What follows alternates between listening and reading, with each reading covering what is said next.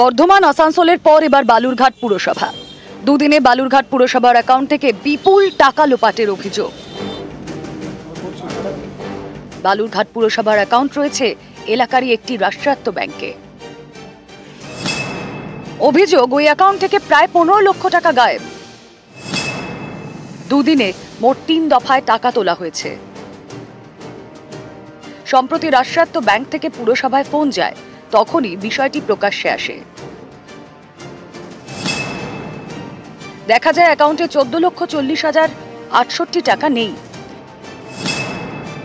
12 ও 13 November দুদিনে মোট 3টি চেকে টাকা তোলা হয়েছে বলে অভিযোগ।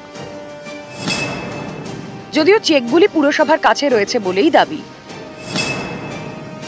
তবে কি চেক ও সই জাল করে পুরো টাকা গায়েব?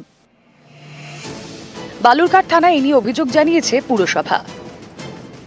যখনই আমাদের নলেজে আসে আমরা ব্যাংক থেকে স্টেটমেন্ট নেই এবং সঙ্গে সঙ্গে ব্যাংক ম্যানেজারকে চিঠি করে দিয়েছি, যেহেতু আমরা চেক ইস্যু করিনি, এই টাকাটা আমাদের মিউনিসিপ্যালিটির অ্যাকাউন্টে ক্রেডিট করার জন্য 1 ডে মানে একদিনের টাইম দেওয়া হয়েছে।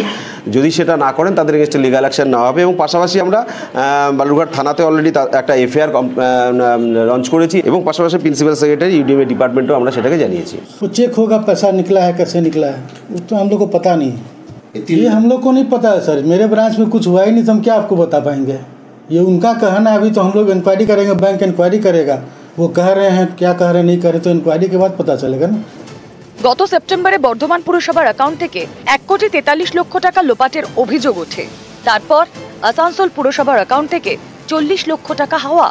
এবার বালুরঘাট পুরসভার অ্যাকাউন্ট থেকে প্রায় 15 লক্ষ টাকা গায়েবের অভিযোগ।